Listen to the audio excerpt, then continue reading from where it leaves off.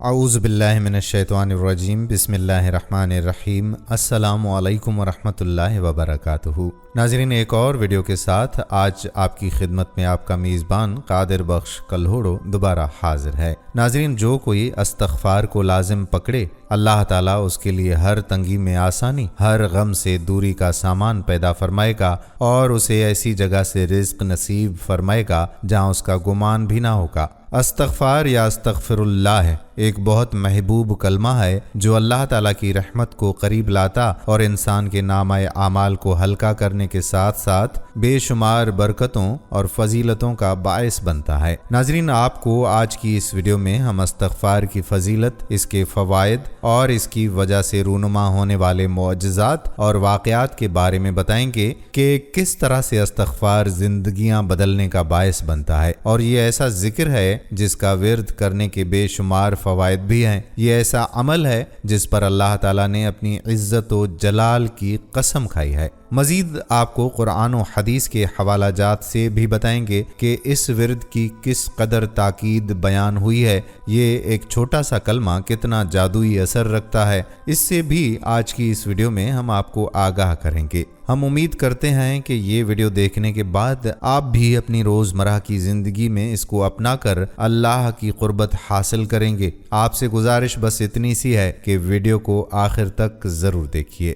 ناظرین گرامی، آپ صلی اللہ علیہ وآلہ وسلم نے ارشاد فرمایا کہ قیامت کے روز جو شخص اپنے نامہ اعمال میں استغفار کی کثرت پائے گا، اس کے لیے خوشخبری ہے۔ استغفار کا عمل اللہ تعالیٰ کو بے حد محبوب ہے۔ ایک حدیث مبارکہ میں جناب نبی کریم صلی اللہ علیہ وآلہ وسلم نے ارشاد فرمایا کہ جب بندہ اللہ تعالیٰ سے توبہ کرتا ہے تو اس کی توبہ سے رب کریم اس سے زیادہ راضی اور خوش ہوتا ہے جتنا تم میں سے کوئی اس وقت ہوتا ہے جب وہ اپنی سواری پر جنگل و بیابان میں جا رہا ہو، اچانک وہ سواری اس سے گم ہو جائے، اس حال میں کہ اس پر اس کا کھانا پینا بھی رکھا ہوا ہو، وہ اس کی واپسی سے مایوس ہو جائے اور ایک درخت کے سائے میں آ کر لیٹ جائے۔ ابھی وہ اس حال میں ہو کہ دفعتاً دیکھے کہ وہ سواری اس کے پاس کھڑی ہے، بس وہ اس کی لگام تھام لے، پھر مسرت و شادمانی کے عالم میں یہ کہہ بیٹھے،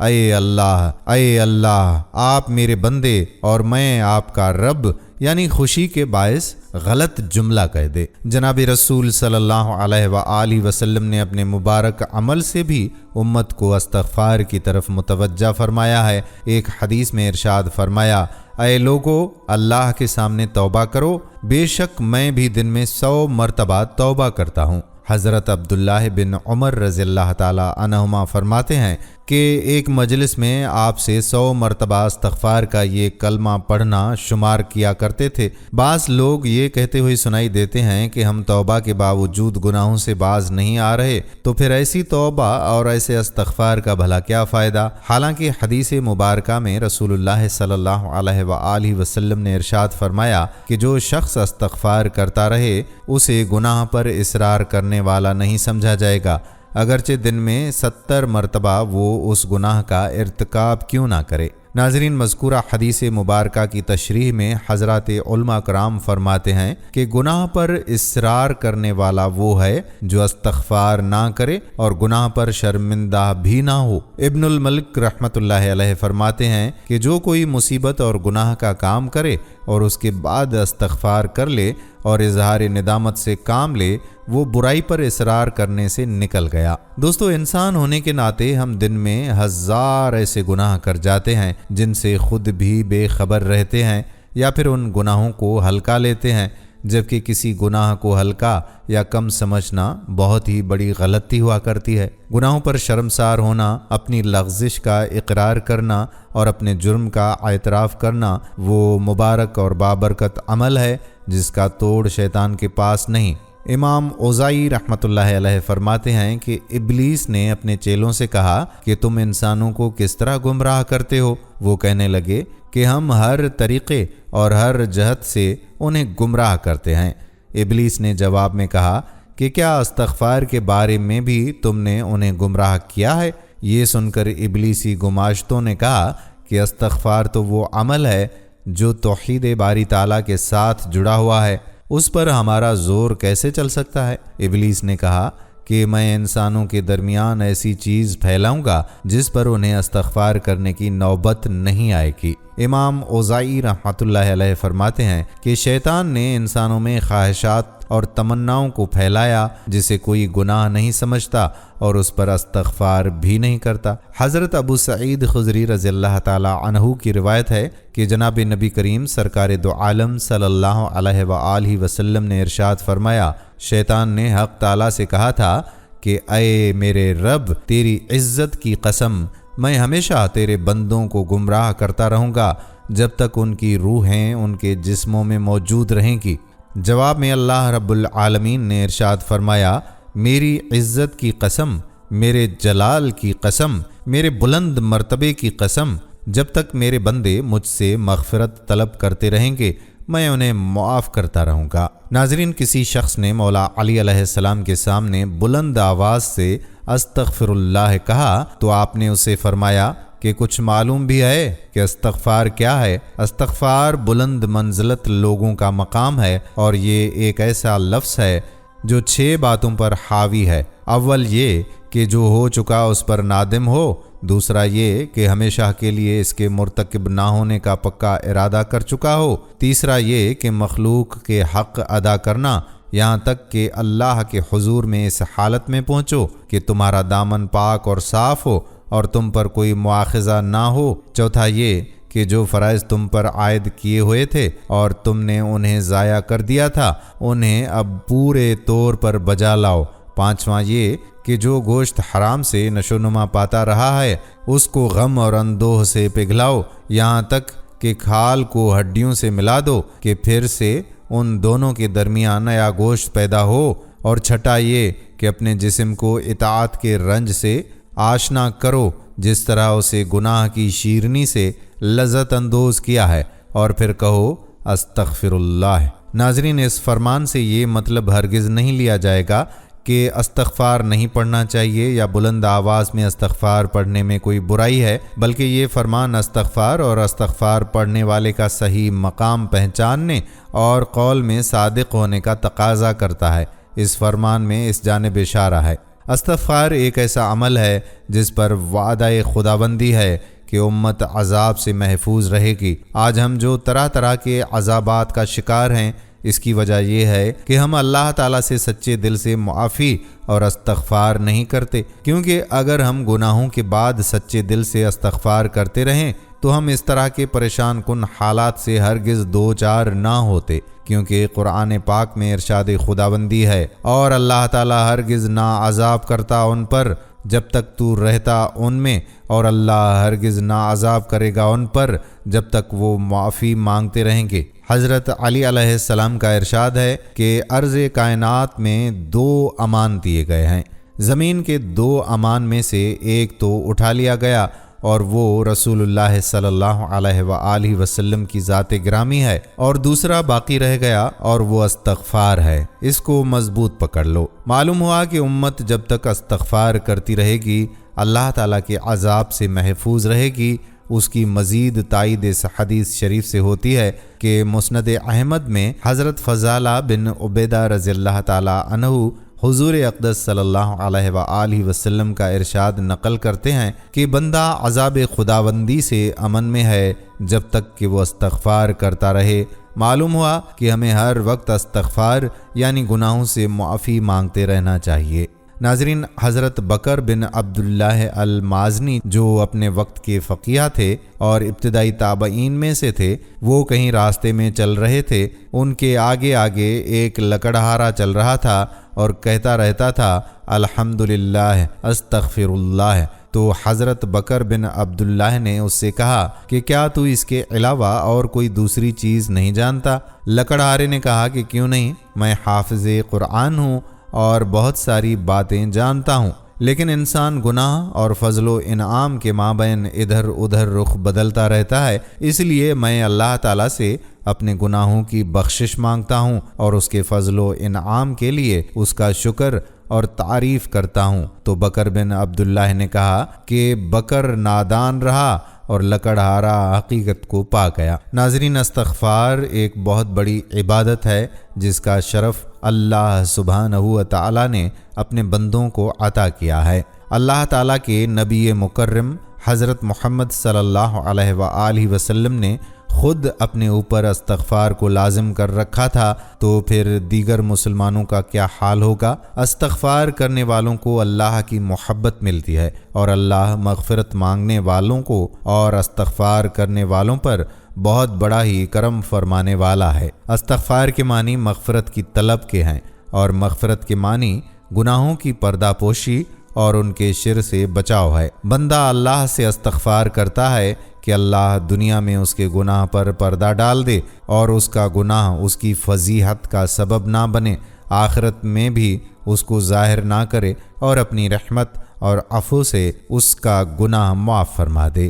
استغفار کی فضیلت یہ ہے کہ قرآن کریم میں استغفار کرنے کی ترغیب کثرت سے دی گئی ہے۔ ایک مقام پر فرمایا، اللہ سے استغفار کرتے رہو، بے شک اللہ بڑا غفور و رحیم ہے۔ ابن کثیر رحمۃ اللہ علیہ فرماتے ہیں کہ رات کی آخری گھڑیاں یعنی تہجد کا وقت استغفار کا بہترین وقت ہے۔ حضرت یعقوب علیہ السلام کو ان کے بیٹوں نے جب معافی کی درخواست کرنے کو کہا تو انہوں نے سحر کے وقت کا انتظار کیا اور سحر میں اللہ سے ان کے لیے معافی کی درخواست کی۔ ناظرین، ایک بڑا مشہور واقعہ ہے کہ ایک بار امام احمد بن حنبل رحمۃ اللہ علیہ سفر میں تھے۔ ایک قصبے میں رات ہو گئی تو نماز کے بعد مسجد میں ہی ٹھہرنے کا ارادہ کر لیا۔ ان کی عاجزی اور انکساری نے یہ گوارا نہ کیا کہ لوگوں کو اپنا تعارف کروا کر خوب آؤ بھگت کروائی جائے۔ مسجد کے خادم نے امام کو نہ پہچانا اور ان کو مسجد سے باہر نکلنے کا کہا۔ امام صاحب نے سوچا کہ مسجد کے دروازے پر سو جاتا ہوں، لیکن خادم نے وہاں سے بھی کھینچ کر نکالنا چاہا۔ یہ تمام منظر ایک نان بائی نے دیکھ لیا جو مسجد کے قریب ہی تھا۔ اس نان بائی نے امام صاحب کو اپنے گھر رات ٹھہرنے کی پیشکش کر دی، جبکہ وہ امام صاحب کو جانتا تک بھی نہ تھا۔ امام صاحب اس کے گھر تشریف لے گئے تو دیکھا کہ نان بائی کام کے دوران بھی کثرت سے استغفر اللہ کر رہا ہے۔ امام صاحب نے استفسار کیا کہ کیا تمہیں اس قدر استغفار کرنے کا پھل بھی ملا ہے؟ نان بائی نے جواب دیا کہ میں نے جو بھی مانگا ہے اللہ مالک الملک نے عطا کیا ہے، ایک دعا ہے جو ابھی تک قبول نہیں ہوئی ہے۔ امام صاحب نے پوچھا کہ وہ کون سی دعا ہے؟ نان بائی بولا کہ میرے دل میں کچھ دنوں سے یہ خواہش مچل رہی ہے کہ امام احمد بن حنبل رحمۃ اللہ علیہ سے ملنے کا شرف حاصل کر لوں۔ امام صاحب فرمانے لگے کہ میں ہی احمد بن حنبل ہوں۔ اللہ نے نہ صرف تمہاری دعا سنی بلکہ مجھے تمہارے دروازے تک کھینچ لایا۔ ایک روایت ہے کہ حضرت حسن بصری رحمۃ اللہ علیہ سے کسی نے قحط سالی کی شکایت کی، فرمایا استغفار کرو۔ دوسرے نے تنگ دستی کی شکایت کی، فرمایا استغفار کرو۔ تیسرے آدمی نے اولاد ہونے کی شکایت کی، فرمایا استغفار کرو۔ چوتھے نے شکایت کی کہ پیداوار زمین میں کمی ہو گئی ہے، فرمایا استغفار کرو۔ پوچھا گیا کہ آپ نے ہر شکایت کا ایک ہی علاج کیسے تجویز فرمایا؟ تو انہوں نے یہ آیت تلاوت فرمائی جس کا ترجمہ ہے کہ استغفار کرو اپنے رب سے، بے شک وہ ہے بخشنے والا، وہ کثرت سے تم پر بارش بھیجے گا اور تمہارے مال اور اولاد میں ترقی دے گا اور تمہارے لیے باغات بنا دے گا اور تمہارے لیے نہریں جاری فرما دے گا۔ ناظرین، واضح ہے کہ استغفار پر اللہ تعالیٰ نے جن جن انعامات کا اس آیت میں اعلان فرمایا ہے تو ان چاروں کو انہی کی حاجات درپیش تھی، لہٰذا حضرت حسن بصری نے سب کو استغفار ہی کی تلقین فرمائی۔ حضرت حسن بصری کے عہد میں عتبہ الغلام نامی ایک شخص تھا جس کے ظلم و ستم کی داستانیں بہت مشہور تھیں۔ ایک دن وہ حضرت حسن بصری رحمۃ اللہ علیہ کی محفل میں آیا۔ اس وقت وہ قرآن مجید کی یہ آیت تلاوت فرما رہے تھے کہ کیا مومنوں کے لیے وہ وقت نہیں آیا کہ ان کے دل اللہ سے ڈریں؟ آپ نے اس آیت کی ایسی تشریح کی کہ لوگ رونے لگے۔ عتبہ الغلام نامی ظالم شخص کھڑا ہو گیا، کہنے لگا، اے بندے مومن، کیا مجھ جیسے فاسق و فاجر کی توبہ بھی اللہ تعالیٰ قبول فرما لے گا؟ آپ نے فرمایا کہ بے شک۔ جب عتبہ نے یہ بات سنی تو اس کا چہرہ زرد پڑ گیا اور وہ کانپتے ہوئے چیخ مار کر بے ہوش ہو گیا۔ جب اسے ہوش آیا تو حضرت حسن بصری رحمۃ اللہ علیہ نے اس کے قریب آ کر اللہ کی رحمتوں اور بخشش پر مبنی دردناک اشعار پڑھے، جنہیں سن کر عتبہ نے پھر چیخ ماری اور بے ہوش ہو گیا۔ جب ہوش آیا تو کہنے لگا کہ حضرت، کیا مجھ جیسے بدبخت کی توبہ رب کریم قبول کر لے گا؟ حضرت حسن بصری نے کہا کہ درگزر کرنے والا رب ظالم بندے کی بھی توبہ قبول فرما لیتا ہے۔ اس وقت عتبہ نے سر اٹھا کر اللہ سے 3 دعائیں کی کہ اے پروردگار، اگر تو نے میرے گناہوں کو معاف اور میری توبہ کو قبول فرما لیا ہے تو ایسے حافظے اور عقل سے میری عزت افزائی فرما کہ میں قرآن مجید اور علوم دین میں سے جو کچھ بھی سنوں اسے کبھی فراموش نہ کروں۔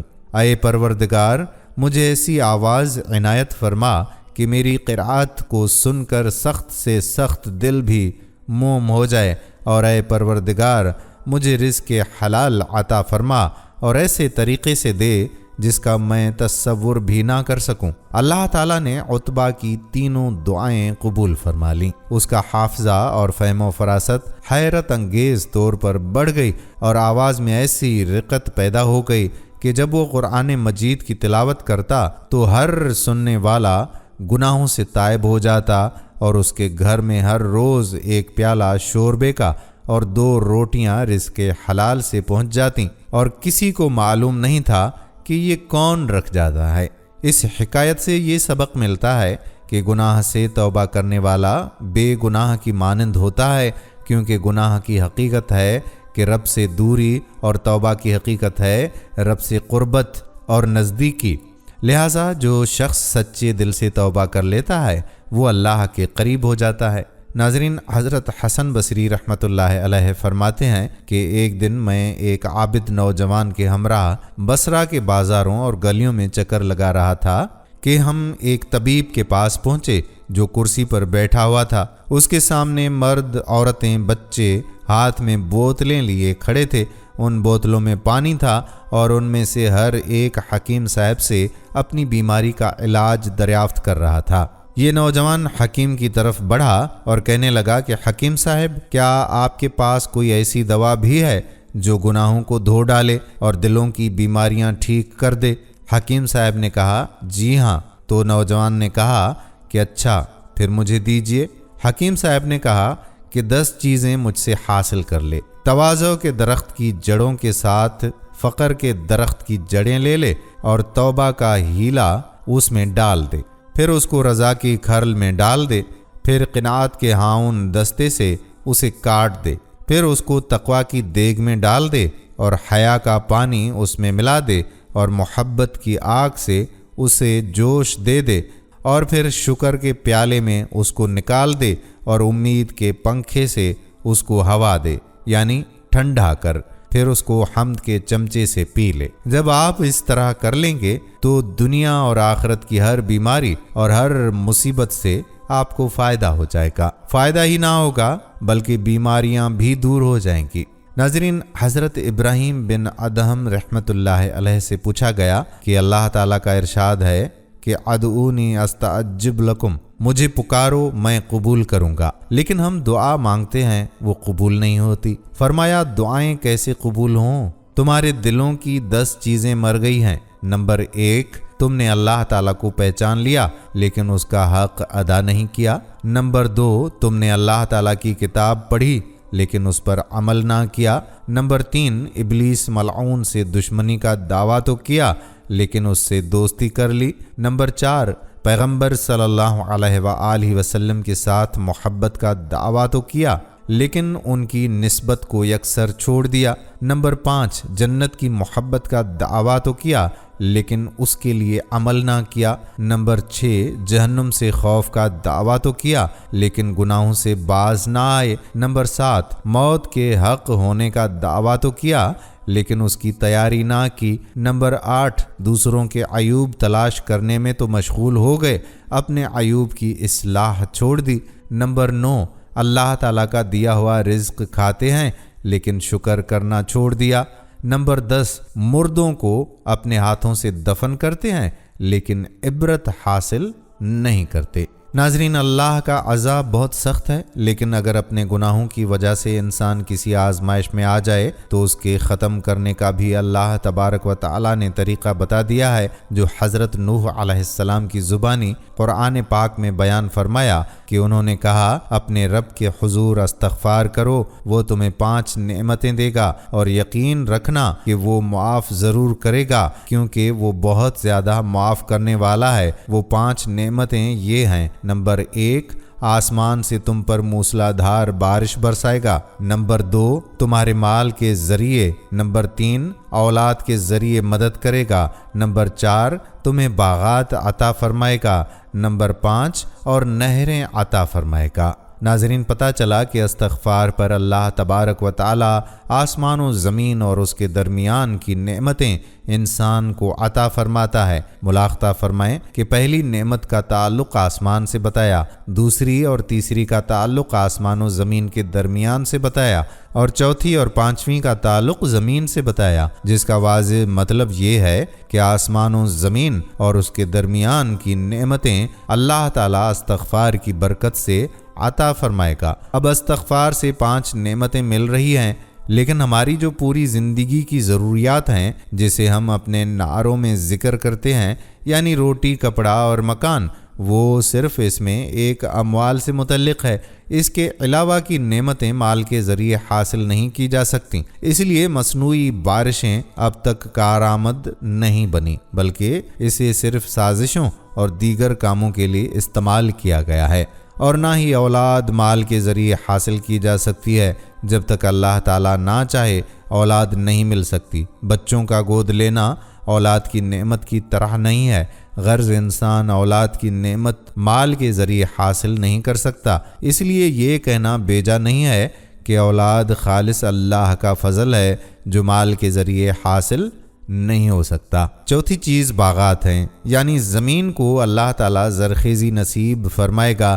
اگرچہ شہروں میں بسنے والے ان باغات اور کھیتوں کو دیہاتی زندگی سے ملائیں، لیکن حقیقت یہ ہے کہ اگر زمین میں زرخیزی نہ ہو تو شہروں میں بسنے والے آٹے دال تک کے لیے ترس جائیں، ان ممالک کی طرح کہ جن کے پاس پیسہ وافر مقدار میں ہے، لیکن ان کی خوراک مکمل باہر پر مدار رکھتی ہے۔ جب تک باہر سے کچھ نہ آئے اور پھر جیسا کیسا بھی ہو انہیں وہی استعمال کرنا پڑے گا۔ تو زمین کی زرخیزی مال سے نہیں ہوتی، یہ زرخیز زمین اللہ کی بہت ہی بڑی نعمت ہے، اور اللہ فرماتا ہے کہ یہ میں استغفار کی برکت سے عطا کر دیتا ہوں۔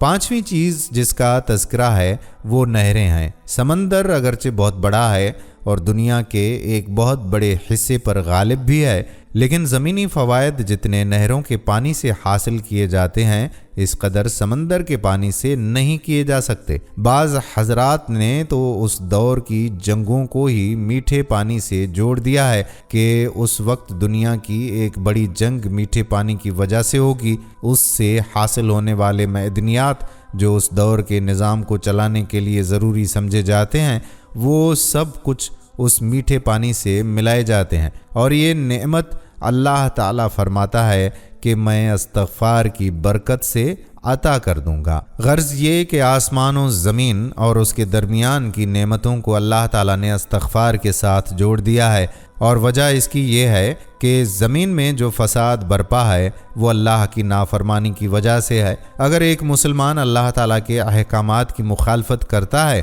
تو وہ دنیا میں نقصان اٹھائے گا، اور اس کا ظاہری مسلمان ہونا اسے اللہ کی نافرمانی کی وجہ سے آنے والے عذاب کو ٹال نہیں سکتا۔ اس کے برعکس اگر ایک کافر دنیا میں احکامات خداوندی کی پاسداری کرے تو اس کے لیے اللہ تبارک و تعالی اس دنیا میں چین و سکون لکھ دے گا، اور دنیا میں ظاہر دین پر عمل کرنا اس کے لیے پریشانیوں سے نجات کا باعث بن جائے گا۔ اس طرح کے کئی واقعات کتابوں میں بھی موجود ہیں۔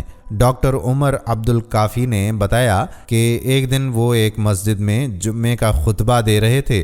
نماز کے بعد ایک آدمی ان کے پاس آیا جس کے لمبے بال اور لمبی داڑھی تھی۔ حیرت کی بات یہ ہے کہ اس نے ظاہر کیا کہ اسے اپنے بارے میں بالکل بھی کوئی پرواہ نہیں ہے۔ انہوں نے ڈاکٹر عمر سے کہا کہ میں بہت سست ہوں بہت زیادہ نیند کے ساتھ میں مشکل سے جاگتا ہوں، میں صرف کھانے کے لیے جاگتا ہوں اور دوبارہ سو جاتا ہوں۔ میں اپنے کام، اپنے مستقبل اور ہر چیز کو نظر انداز کرتا ہوں اور مجھے کوئی پرواہ نہیں ہے۔ میرے بچے سمجھتے ہیں کہ میں ایک عجیب شخص ہوں اور بہت بورنگ ہوں۔ مجھ میں جوش کی کمی ہے اور مجھے ہمیشہ مایوسی ہوتی ہے۔ مجھے کیا کرنا چاہیے؟ براہ کرم میری مدد فرما دیں۔ ڈاکٹر عمر نے اسے ایک دن میں کم سے کم 100 مرتبہ استغفر اللہ کہہ کر اللہ سے معافی مانگنے اور ایک ہفتے کے بعد اس کے پاس واپس آنے اور اس کا نتیجہ بتانے کے لیے کہا۔ اس شخص نے کہا کہ میں آپ کو بتا رہا ہوں کہ میں سست ہوں، میں دن میں 15 گھنٹے سے زیادہ سوتا رہتا ہوں، میں اپنی دعاؤں، اپنے بچوں اور اپنے کاموں کو نظر انداز کر دیتا ہوں، اور آپ مجھے اللہ سے معافی مانگنے کا کہہ رہے ہو۔ ڈاکٹر نے کہا کہ آؤ بیٹا، اور فرمانے لگے کہ ہم گوشت اور خون میں سے ہیں، ہم انسان اپنے پروردگار کی نافرمانی کرنے اور گناہ کرنے کا ارتکاب کرتے ہیں۔ یہ گناہ ہمارے جسموں پر بھاری ہو جاتے ہیں اور ہمیں سست بنا لیتے ہیں، وہ ہمارے جوش اور ہمارے جذبے کو کم کر دیتے ہیں اور ہمیں سستی اور سختی کا درس دیتے ہیں۔ میرے مشورے کو سنو اور اس کے نتیجے پر آپ حیران رہ جائیں گے۔ 6 دن کے بعد وہ شخص ڈاکٹر عمر کے پاس آیا اور اس سے کہا کہ میں آپ کے ہاتھ چومنا چاہتا ہوں۔ اب میں کبھی کبھی ایک دن میں 100 مرتبہ، 400 مرتبہ یا پھر 1000 بار استغفار کرتا ہوں۔ اللہ نے میرے دل میں سرگرمی اور الہام پیدا کر دیا ہے۔ میں 7 گھنٹے سے بھی کم سوتا ہوں اور یہ میرے لیے کافی ہے۔ میں اپنے کام کی جگہ کی ہر سرگرمی میں خود کو شامل کرنے کی کوشش کرتا ہوں۔ میں نے ایک نئی شراکت داری پر اتفاق کیا ہے اور میں نے 4 دن سے بھی کم عرصے میں معاہدہ بھی کر لیا ہے۔ ان دنوں میں کبھی بھی اپنی دعاؤں سے محروم نہیں ہوا اور میں اپنے بچوں کے ساتھ بہت قریب ہوں۔ استغفار میرے لیے ایک محرک دواؤں جیسے انرجی ڈرنک، بجلی کے چارجر کی طرح بن گیا ہے۔ استغفار ایسے ہاتھ کی طرح ہے جو انسان کو آگے بڑھاتا ہے۔ یہ ہمارے پروردگار کی طرف سے ایک طاقت ہے، بالکل اسی طرح جیسے چھتری ہمیں سورج اور بارش سے بچاتی ہے۔ استغفار اس ہاتھ کی طرح ہے جو ہماری راہ میں آنے والی کسی بھی مشکل سے ہماری حفاظت کرتا ہے۔ اپنی زندگی کی کسی بھی ناکامی یا جب آپ کو تکلیف ہو یا مایوسی ہو یا بیماری میں مبتلا ہوں یا کسی پریشانی کے لیے استغفار کا استعمال کریں۔ نبی اکرم صلی اللہ علیہ وآلہ وسلم ایک نشست کے دوران 70 سے زیادہ مرتبہ استغفر اللہ کہتے تھے۔ استغفار کے ساتھ ہمارا پروردگار ہر طرح کی مشکلات سے ہماری حفاظت کرے گا۔ مسلم اسکالرز نے اس بات پر اتفاق کیا ہے کہ استغفار انسان کو ہر چیز میں کامیاب ہونے میں مدد دیتا ہے۔ اب آپ کتنے خوش قسمت ہیں کیونکہ کوئی آپ کی وجہ سے استغفار کہے گا، کیونکہ آپ نے یہ علم شیئر کیا ہے اور آپ نے اس نیکی کو کرنے میں رہنمائی کی ہے۔ استغفار ہمارے لیے اللہ کی رحمت ہے۔ ایک شخص نے بتایا کہ میری ایک رشتے کی بہن ہے، ان کی 45 سال عمر ہو گئی ہے، اس کی شادی نہیں ہوئی۔ اس کو میں نے بتایا کہ تم استغفار پڑھو۔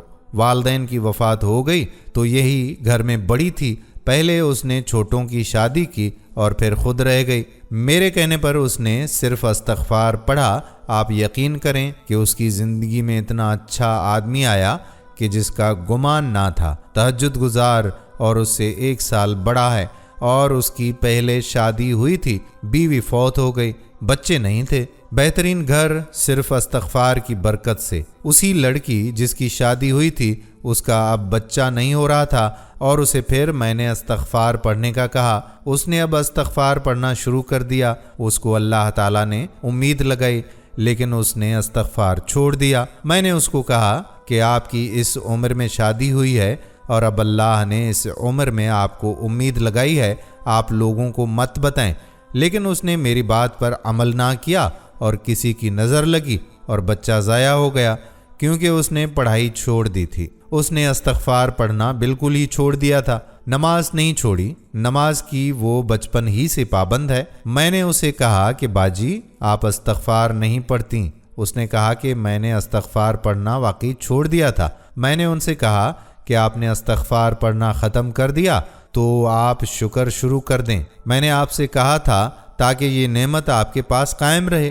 اس کے بعد انہوں نے استغفار اور شکر کو لازم پکڑ لیا تو ان کی زندگی پھر سے آسان ہو گئی۔ اللہ تعالیٰ نے فرمایا کہ اے آدم کے بیٹے، تو جب تک مجھ سے دعا مانگتا ہے اور اپنے گناہوں کی معافی طلب کرتا رہے گا، میں تیرے گناہ معاف کرتا رہوں گا۔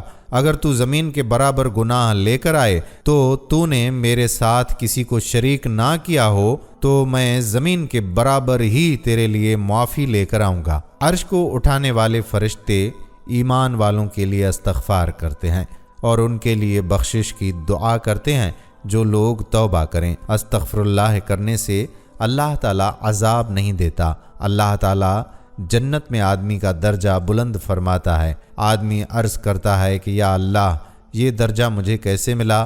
اللہ تعالیٰ فرماتا ہے تیرے بیٹے نے تیرے لیے استغفار کیا ہے۔ حضرت عبادہ بن سامت رضی اللہ تعالیٰ عنہ سے روایت ہے کہ رسول اللہ صلی اللہ علیہ وآلہ وسلم نے ارشاد فرمایا کہ جو شخص مومن مردوں اور مومن عورتوں کے لیے استغفار کرے، اللہ تعالیٰ اس کے لیے ہر مومن مرد اور ہر مومن عورت کے بدلے ایک نیکی لکھ دیتا ہے۔ ناظرین گرامی، استغفار کی برکت کا ایک واقعہ بیان کرتے ہیں۔ کسی نے اپنی آپ بیتی ہمیں بتائی۔ وہ کہتے ہیں کہ عمرے کی سعادت کے بعد 18 مئی کو ہماری واپسی تھی۔ 19 مئی ویزا کی آخری تاریخ تھی۔ جدہ میں ہمارے قریبی عزیز تھے، ان کے اصرار پر 17 مئی کی شام ان کے گھر آ گئے۔ انہوں نے ہمیں ایئرپورٹ چھوڑنا تھا۔ ایئرپورٹ سے ایک شخص نے تمام معلومات، فلائٹ ٹائم اور کس ایئرپورٹ پر جانا تھا آگاہ کیا ہوا تھا۔ ہم خوشی خوشی ایئرپورٹ پہنچے، لیکن تقدیر یہ کہ وہ ایئرپورٹ نہ تھا۔ ناشناس لوگ ادھر ادھر دکھائی دیے۔ عجیب عالم بے کسی تھا، نہ کوئی بات سننے والا نہ سمجھنے والا۔ ڈبل کرایہ ادا کیا اور مطلوبہ ایئرپورٹ پر آئے، لیکن قسمت نے ساتھ نہ دیا۔ جہاز جا چکا تھا۔ ہم روتے کانپتے واپس انہی کے گھر آئے۔ ویزا ٹائم ختم ہونے کے بعد وہاں رہنا قانوناً جرم تھا۔ بہت کوشش کی، لیکن ہمیں ٹکٹ 3 دن بعد ملنی تھی۔ وہ رات جیسے کانٹوں پر گزری، ایک پل چین نہیں آ رہا تھا۔ یوں ہی اٹھتے بیٹھتے توبہ استغفار پڑھتے رہے۔ صبح 4 بجے میرا بیٹا اپنے پھپھا کے ہمراہ ایئرپورٹ گیا کہ شاید کوئی واقف مہربان ہو اور کام بن جائے۔ معلوم ہوا کہ پاکستان فلائٹ جا رہی ہے، اگر کوئی مسافر غیر حاضر ہوئے تو ہمارے لیے چانس ہے۔ 7 بجے فلائٹ تھی۔ 6 بجے ہمیں اطلاع ہوئی۔ 1 گھنٹے کا قلیل وقت تھا۔ ذہنی دباؤ الگ، بھاگم بھاگ ایئرپورٹ پہنچے۔ بورڈنگ تو ہو گئی۔ مختلف ممالک کے لوگ قطار میں کھڑے تھے۔ رش میں آگے جانا بے حد محال تھا۔ اس فلائٹ کے مسافر ایئر بس کی طرف جا رہے تھے۔ صرف 6 مسافر ویٹنگ روم میں باقی تھے جنہوں نے اس فلائٹ میں پاکستان آنا تھا۔ قطار میں کھڑے ہمارا دل ڈوبا جا رہا تھا۔ اتنے میں اطلاع ملی کہ کمپیوٹر سسٹم جام ہو گیا ہے۔ ہم بھی اندر جا چکے تھے جہاں کاغذات اسٹیمپ ہونا تھے۔ آدھے گھنٹے کی کوشش کے بعد سسٹم بحال ہوا، اور شان خداوندی دیکھیے کہ سب سے پہلے ہمارے کاغذات کلیئر ہوئے، اور جو مسافر پہلے سے موجود تھے وہ بعد میں فارغ ہوئے۔ وہ رب کتنا مہربان ہے اور کتنی کرم نوازیاں کرتا ہے۔ ہماری گستاخیوں اور حکم عدولیوں پر بھی وہ قادر مطلق مشکل گھڑی میں کام آتا ہے، غیبی امداد کرتا ہے، بے عمل اور بے وصف لوگوں کی عیب پوشی کرتا ہے۔ یہ استغفار کی کثرت کا نتیجہ تھا۔ ناظرین، یوں تو اسلام بطور دین ایک مکمل ضابطۂ حیات ہے جو مسلمانوں کو با مقصد زندگی گزارنے کا مکمل طریقہ بتاتا ہے۔ اللہ تعالیٰ نے انسان کو اشرف المخلوقات بنایا، یعنی سوچنے سمجھنے کی صلاحیت عطا کر دی، صحیح اور غلط کی آگاہی دے دی۔ اب یہ انسانی عقل پر منحصر ہے کہ وہ سیاہ کرتا ہے یا سفید، لیکن انسان خطا کا پتلا ہے اور اللہ ہمیشہ اپنے بندوں کے ساتھ رحم کا معاملہ کرتا ہے۔ اس لیے اس نے مسلمانوں کے لیے ہدایت کا راستہ بھی کھلا رکھا ہے، تاکہ اگر کوئی مسلمان گناہ کا مرتکب ہو جائے تو توبہ و استغفار سے فلاح کا راستہ پا سکے۔ استغفر اللہ، یا اللہ مجھ گناہ گار کو بخش دے۔ ناظرین، یہ ایک ایسا سادہ لیکن طاقتور دعا ہے جو گناہوں کے بوجھ سے اگر دل بھاری ہو، ذہن پریشانیوں کا شکار ہو جائیں تو استغفر اللہ کی ایک سادہ سی دعا آپ کے دلوں کو پرسکون کر دیتی ہے، جسے کسی بھی وقت جب بھی چاہیں پڑھ سکتے ہیں۔ بلا شبہ توبہ استغفار کرنے سے اللہ اپنے بندوں پر رحمت کے دروازے کھول دیتا ہے۔ ناظرین، ہمارا دین ہمیں گناہوں سے بچنے کا سبق دیتا ہے، لہٰذا اگر خلوص نیت کے ساتھ توبہ کی جائے تو بارگاہ الہی میں قبولیت کا درجہ پاتی ہے اور گناہوں کا خاتمہ ہو جاتا ہے۔ اللہ تعالیٰ نے قرآن مجید میں مسلمانوں کی فلاح کے لیے استغفار کے 8 بڑے فائدے بتائے ہیں۔ یہ رحمت کے دروازے کھول دیتا ہے۔ قرآن میں ایک جگہ استغفار کی اہمیت اس طرح سے بیان کی گئی ہے کہ اپنے رب سے معافی مانگتے رہو، بے شک وہ ہمیشہ معافی دینے والا ہے، یعنی صرف اللہ سے رحمت کے طلبگار رہیں کیونکہ وہی معاف کرنے والا ہے۔ ایک حدیث کے مطابق نبی کریم صلی اللہ علیہ وآلہ وسلم نے فرمایا کہ اللہ تعالیٰ ایسے شخص کو اپنے عرش کے سائے میں جگہ دے گا جس نے تنہائی میں اللہ تعالیٰ کا ایسے ذکر کیا کہ اس کے آنسو جاری ہو گئے۔ بحوالہ صحیح بخاری 1337۔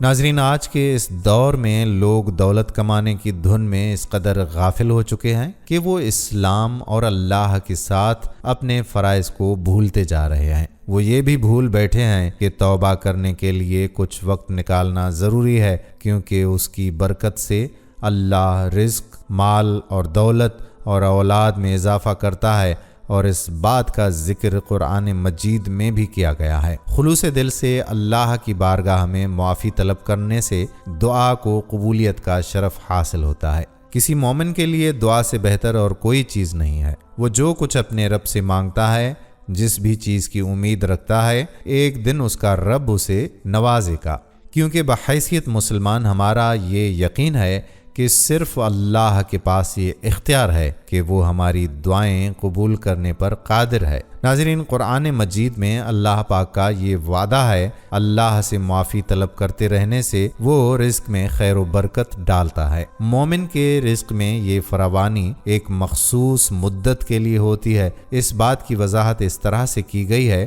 کہ انسان اپنی نعمتوں کو جلد فراموش کر دیتا ہے، اور اللہ نہیں چاہتا کہ اس کے مومنین اسے فراموش کریں، اس لیے استغفار کرتے رہنا چاہیے۔ اس حوالے سے فرمان مصطفیٰ صلی اللہ علیہ وآلہ وسلم ہے کہ جس نے استغفار کو اپنے اوپر لازم کر دیا، اللہ اس کی ہر پریشانی دور فرمائے گا اور ہر تنگی سے اسے راحت حاصل ہوگی، اور اسے ایسی جگہ سے رزق عطا فرمائے گا جہاں سے اسے گمان بھی نہ ہو۔ اللہ تعالیٰ ہر مسلمان کو آزمائشوں اور مصیبتوں سے دوچار کرتا ہے۔ در حقیقت یہ مومن کا امتحان ہوتا ہے۔ اللہ اس طرح مومن کی اپنی ذات اور اسلام پر اعتقاد کی مضبوطی کو جانچتا ہے۔ ایسے وقت میں شکوہ نہیں، اللہ سے معافی مانگنی چاہیے، استغفار کرنا چاہیے، کیونکہ رب العالمین اپنے معافی کے طلبگار بندے کو سزا نہیں دیتا، معاف کرتا ہے، اور عام زندگی میں ہمیں بھی یہی طرز عمل اختیار کرنے کا درس دیتا ہے۔ توبہ استغفار کی فضیلت بندے کے لیے اللہ کی رحمت اور فضل کے دروازے کھول دیتا ہے۔ بے شک اللہ بہت رحیم و کریم ہے، اور جب ہم اس سے گڑ گڑا کر معافی کی طلب کرتے ہیں تو وہ ہمیں ہدایت عطا کرتا ہے، اپنی رحمتوں سے نوازتا ہے اور ہمارا دل اپنی جانب راغب کر لیتا ہے۔ اس وقت ہماری زندگی عدم تحفظ کا شکار ہے، اور بلا شبہ استغفار کا ورد ہمیں دنیاوی زندگی میں صبر عطا کرنے کا بہترین ذریعہ ہے۔ یہ ہمیں ذہنی، جذباتی اور روحانی طور پر مضبوط کرتا ہے۔ قرآن پاک میں ایک جگہ بیان کیا گیا ہے کہ اپنے رب سے معافی مانگو اور پھر اس سے توبہ کرو، وہ تمہارے پر آسمان سے بارش برسائے گا اور تمہیں اپنی طاقت میں سے طاقت بخشے گا۔ قرآن مجید میں استغفار کرنے والے سے اللہ نے وعدہ کیا ہے کہ اس کو اپنے بے پناہ فضل سے نوازے گا، اس دنیا میں بھی اور آخرت میں بھی۔ قرآن میں اللہ اپنے بندوں سے مخاطب ہو کر فرماتا ہے، اور تمہارے لیے باغات مہیا کرو اور تمہارے لیے دریاؤں کا سامان مہیا کرو۔ حضرت ثوبان رضی اللہ تعالی عنہ فرماتے ہیں کہ 40 صحابہ کرام رضی اللہ تعالی عنہم اجمعین، جن میں حضرت ابو بکر، حضرت عمر رضی اللہ تعالی عنہ بھی تھے، جمع ہو کر جبر و قدر میں بحث کرنے لگے تو روح الامین حضرت جبرائیل علیہ السلام حضور اقدس صلی اللہ تعالی علیہ وآلہ وسلم کے دربار اقدس میں حاضر ہوئے اور عرض کیا کہ یا رسول اللہ صلی اللہ علیہ وآلہ وسلم، آپ باہر اپنی امت کے پاس تشریف لے جائیں، انہوں نے ایک نیا کام شروع کر دیا ہے۔ چنانچہ حضور صلی اللہ علیہ وآلہ وسلم اس حال میں باہر تشریف لے آئے کہ غصے سے آپ صلی اللہ علیہ وآلہ وسلم کا چہرہ انور سرخی میں اس طرح نمایاں تھا جیسے سرخ انار کا دانہ آپ صلی اللہ علیہ وآلہ وسلم کے رخسار مبارک پر نچوڑا گیا ہو۔ صحابہ کرام حضور انور صلی اللہ علیہ وآلہ وسلم کی اس کیفیت کو دیکھ کر کھلے بازو آپ صلی اللہ علیہ وآلہ وسلم کے استقبال کے لیے آگے بڑھے، اور ان کا حال یہ تھا کہ ان کے ہاتھ اور بازو کانپ رہے تھے، اور عرض کی کہ ہم نے اللہ تعالیٰ اور رسول اللہ صلی اللہ علیہ وآلہ وسلم کے دربار میں توبہ پیش کی۔ آپ صلی اللہ علیہ وآلہ وسلم نے ارشاد فرمایا، قریب تھا کہ تم اپنے اوپر جہنم کو واجب کر لیتے۔ میرے پاس جبرائیل امین علیہ السلام تشریف لائے اور عرض کی کہ آپ صلی اللہ علیہ وآلہ وسلم باہر امت کے پاس تشریف لے جائیں، انہوں نے نیا کام شروع کر دیا ہے۔ بحوالہ معجم الکبیر۔ ناظرین، حضرت شداد بن اوس روایت کرتے ہیں کہ نبی کریم صلی اللہ علیہ وآلہ وسلم نے فرمایا کہ جو شخص یقین کامل کے ساتھ صبح کی نماز کے بعد سید الاستغفار پڑھے گا، اگر اسی دن شام سے پہلے مر گیا تو سیدھا جنت میں جائے گا۔ اسی طرح جو شخص یقین کامل کے ساتھ مغرب کی نماز کے بعد سید الاستغفار پڑھے گا، اگر اسی رات صبح سے پہلے مر گیا تو سیدھا جنت میں جائے گا۔ سید الاستغفار یہ ہے، اے اللہ تو ہی میرا رب ہے، تیرے علاوہ کوئی عبادت کے لائق نہیں، تو نے مجھے پیدا کیا اور میں تیرا بندہ ہوں اور تیرے عہد اور وعدے پر قائم ہوں۔ جس قدر طاقت رکھتا ہوں میں نے جو کچھ کیا اس کے شر سے تیری پناہ چاہتا ہوں، اپنے آپ پر تیری نعمت کا اقرار کرتا ہوں اور اپنے گناہوں کا اعتراف کرتا ہوں، پس مجھے بخش دے کیونکہ تیرے علاوہ کوئی گناہوں کو نہیں بخش سکتا۔ حضرت ابو لبابہ بن عبد المنذر رضی اللہ تعالی عنہ سے غزوہ بنو قریظہ کے موقع پر ایک خطا سرزد ہو گئی۔ حضرت ابو لبابہ بن عبد المنذر رضی اللہ تعالی عنہ سے غزوہ بنو قریظہ کے موقع پر ایک خطا سرزد ہوئی تو آپ اس قدر نادم ہوئے کہ خود کو ایک ستون کے ساتھ باندھ دیا اور کہا کہ جب تک اللہ تعالیٰ میری توبہ قبول نہیں فرمائے گا تب تک نہ میں کچھ کھاؤں گا، نہ پیوں گا، نہ کوئی چیز چکھوں گا، یہاں تک کہ مجھے موت آ جائے یا اللہ تعالیٰ میری توبہ قبول فرما لے۔ حضور علیہ الصلاۃ والسلام کو جب ان کے بارے میں پتہ چلا تو ارشاد فرمایا کہ اگر یہ میرے پاس آ جاتا تو میں اس کے لیے مغفرت طلب کرتا، لیکن اب اس نے خود کو باندھ لیا ہے تو جب تک اللہ تعالیٰ ان کی توبہ قبول نہ فرمائے گا میں نہیں کھولوں گا۔ 7 دن تک حضرت ابو لبابہ رضی اللہ تعالیٰ عنہ نے نہ کوئی چیز کھائی، نہ پی، نہ ہی چکھی، حتیٰ کہ ان پر غشی طاری ہو گئی۔ پھر اللہ تعالیٰ نے ان کی توبہ قبول فرمائی۔ جب انہیں توبہ کی قبولیت کے بارے میں بتایا گیا تو فرمایا کہ خدا کی قسم میں اس وقت تک خود کو نہیں کھولوں گا جب تک کہ نبی کریم صلی اللہ تعالی علیہ وآلہ وسلم تشریف لا کر اپنے دست اقدس سے مجھے نہیں کھولتے۔ چنانچہ تاجدار رسالت صلی اللہ علیہ وآلہ وسلم تشریف لائے اور اپنے پیارے صحابی کو بندشوں سے آزاد فرما دیا۔ بحوالہ دلائل النبوہ البہقی۔ اللہ تعالی ہمارے ان پتھر اور سیاہ نما دلوں کو نرم اور صاف کر کے صحیح اور پختہ توبہ کرنے کی توفیق عطا فرمائے، آمین بجاہ سید المرسلین۔ ناظرین، حضرت داؤد علیہ السلام کی 99 بیویاں تھیں، پھر کسی اور عورت سے ازدواجی رشتہ قائم کرنے کا خیال آیا۔ اللہ تعالیٰ کو ان کا یہ خیال اور ارادہ ناگوار گزرا۔ اس کا امتحان لینے اور اس غلطی کا احساس دلانے کی خاطر اللہ تعالیٰ نے 2 فرشتے انسانی شکل و شباہت میں حضرت داؤد علیہ السلام کے پاس بھیج دیے۔ انہوں نے اپنا کیس حضرت داؤد علیہ السلام کی خدمت میں پیش کیا۔ ایک نے کہا کہ میرے پاس ایک دمبی ہے اور ساتھی کے پاس 99 دمبیاں ہیں، یہ میری ایک دمبی بھی میرے پاس نہیں رہنے دیتا بلکہ اس کا مطالبہ کرتا ہے کہ یہ مجھے دے دو۔ حضرت داؤد علیہ السلام فرماتے ہیں کہ اس نے تجھ سے دمبی کا سوال کر کے بہت برا کیا ہے، یہ تو ظالمانہ کام ہے۔ پھر اپنا ارادہ یاد آیا اور سمجھتے ہیں کہ اللہ تعالیٰ نے مجھے میری غلطی پر متنبہ کیا ہے، چنانچہ حضرت داؤد علیہ السلام بارگاہ ایزدی میں سربسجود ہو کر اپنی غلطی کی معافی مانگتے ہیں، انہیں اللہ تعالیٰ کی طرف سے معافی ہو جاتی ہے۔ ایک دفعہ حضرت سلیمان علیہ السلام کے پاس دریائی نسل کے عمدہ گھوڑے لائے گئے۔ آپ ان کی دیکھ بھال میں اس قدر مصروف رہے کہ نماز عصر پڑھنا بھول گئے۔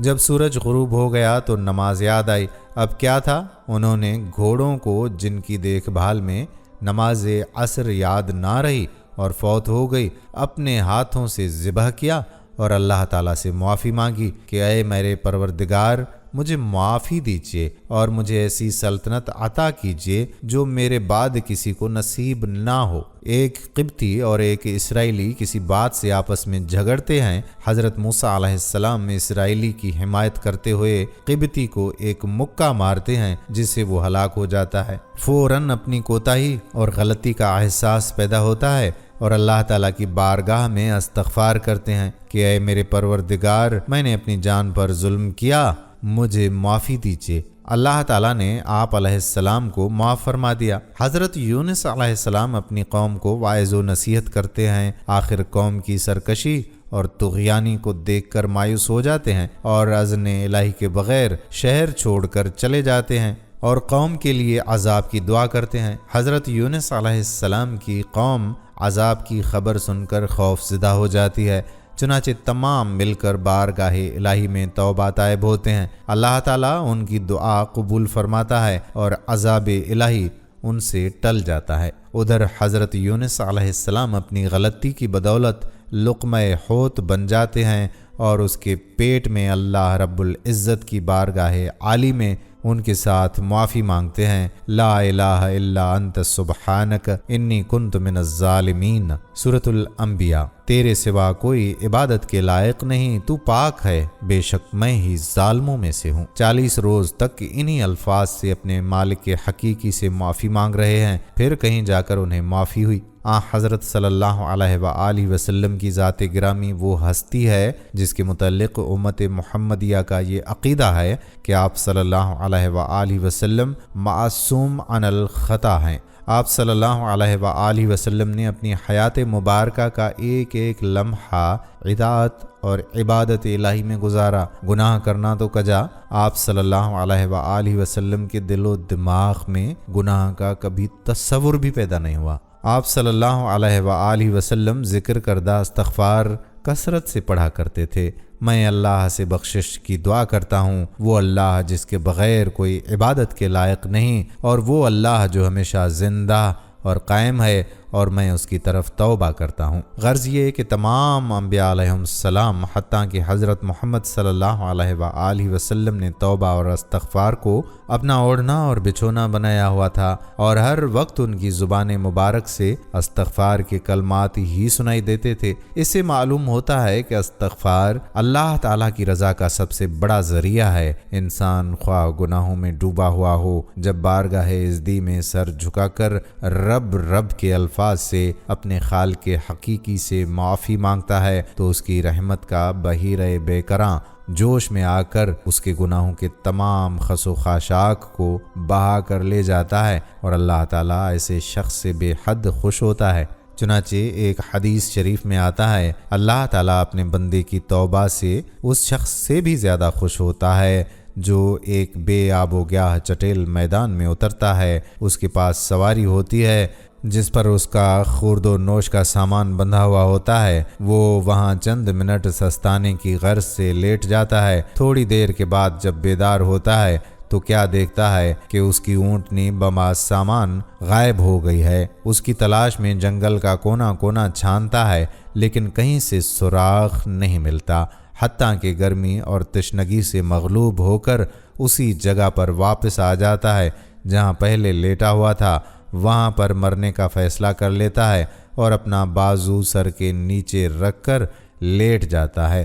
تاکہ وہ موت کے ذریعے اس مصیبت اور پریشانی سے نجات پائے۔ تھوڑی ہی دیر کے بعد بیدار ہوتا ہے، کیا دیکھتا ہے کہ اس کی اونٹنی بما سامان خورد و نوش اس کے سر پر کھڑی ہے۔ یہ ماجرا دیکھ کر خوشی سے پھولا نہیں سماتا۔ فرحت اور انبساط کا اس قدر غلبہ ہوتا ہے کہ اس کا دماغی توازن درست نہیں رہتا۔ خوشی میں آ کر کہتا ہے کہ اللہم انت عبدی وانا ربک، یعنی یا الہی تو میرا بندہ ہے اور میں تیرا رب۔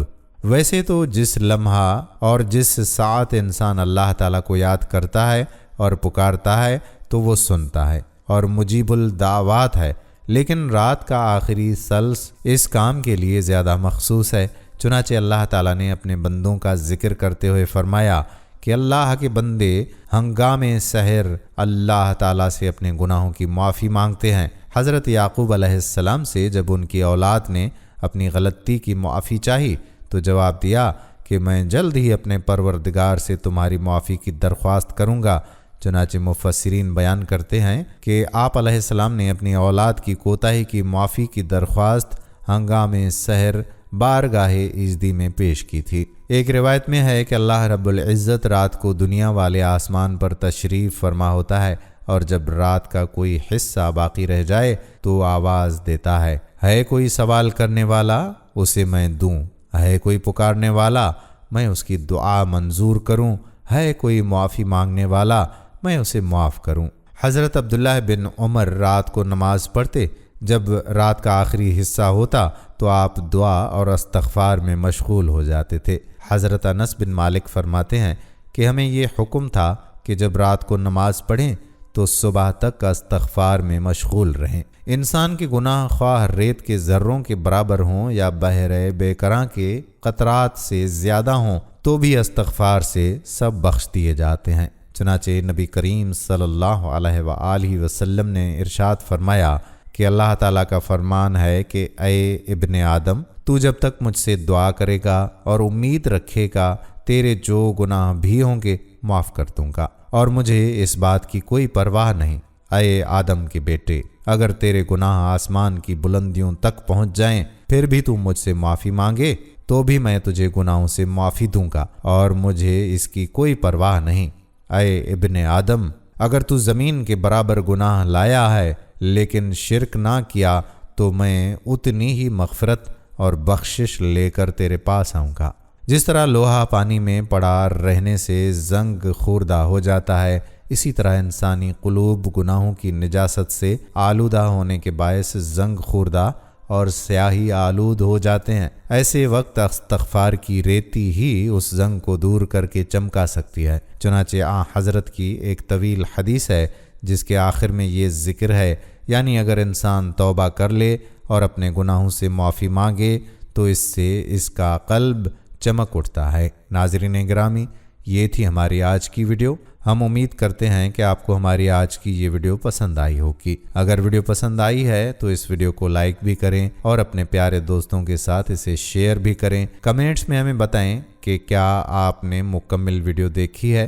اگر ہاں تو کمنٹس میں کمپلیٹ لکھ دیں تاکہ ہماری حوصلہ افزائی ہو اور ہمیں پتہ چلے کہ ہماری محنت آپ آخر تک سنتے بھی ہیں، دیکھتے بھی ہیں کہ نہیں۔ لیکن یہ سب کچھ کرنے سے پہلے آپ ہمارے چینل نور اسلامک کو سبسکرائب کر لیں اور بیل کے بٹن کو بھی پریس کر دیں تاکہ یہاں پر اپلوڈ ہونے والی معلوماتی ویڈیوز کا نوٹیفیکیشن آپ کو مل سکے اور آپ اس علم کے خزانے سے مستفید ہوتے رہیں۔ اب ملاقات اگلی ویڈیو میں ہوگی، تب تک کے لیے خدا پاک آپ کا، ہمارا، ہم سب کا حامی و ناصر ہو۔ فی امان اللہ۔